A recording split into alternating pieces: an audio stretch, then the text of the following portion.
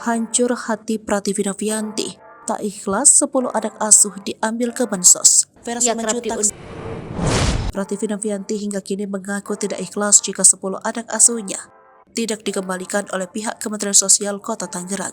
Meski belum menikah, ia bisa merasakan sebagai sosok ibu setelah merawat anak-anak asuh. Betapa hancur hati Prativi Novianti yang mengaku telah merawat anak-anak asuhnya itu sejak masih dalam kandungan ibunya hingga tumbuh sehat saat dirawat. Diketahui tercatat total ada 10 anak berusia balita dibawa Dinsos Tangerang ke Rumah Sakit Sosial Perlindungan Anak Bambu Apus. Tangis Prativi Novianti tak terbendung memikirkan nasib anak-anak asuhnya.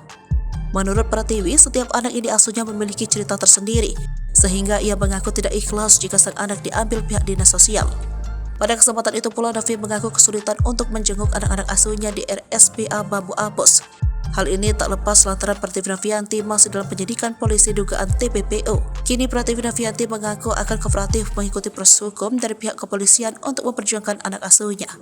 Di sisi lain, Novi menyadari pihaknya belum memiliki izin operasional terkait pengasuhan anak di yayasan tersebut.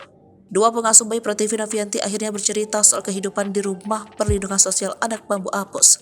Setelah ketuanya ditemui polisi Dedi Puljadi saat berkunjung ke RSPA guna mencari tahu kondisi mereka, melansir dari salah satu akun YouTube pada Sabtu 12 Agustus 2023.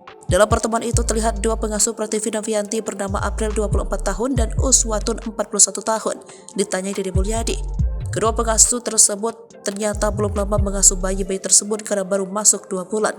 Salah satu pertanyaan mengenai kondisi keduanya selama ini tinggal lebih kurang 10 hari seperti apa, di mana Dedi Puljadi menilai para pengasuh tak bisa karena di RSPA punya aturan. Adapun Dedi Puljadi meminta para pengasuh tidak stres dengan kondisi sekarang.